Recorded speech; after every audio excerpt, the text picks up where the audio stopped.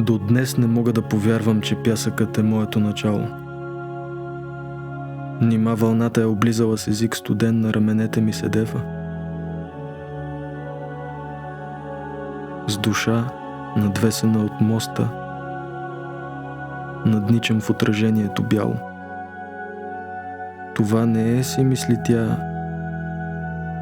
на моите криле релефа.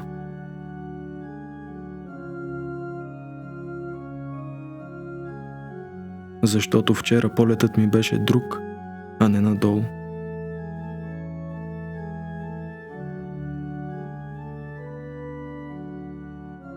Летят над мене птици и не зная аз какви са.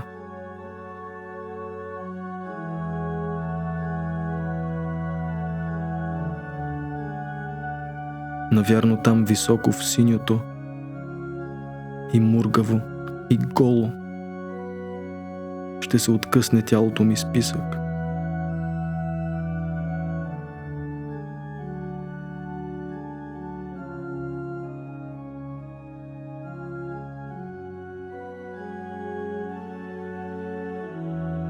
Ще заблести с вчерашно сияние по-страшно.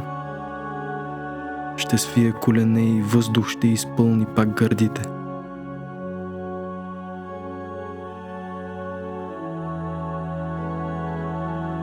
И всеки сам със себе си ще бъде, за да не види как петите прашни като помътени очи в зеленото политат.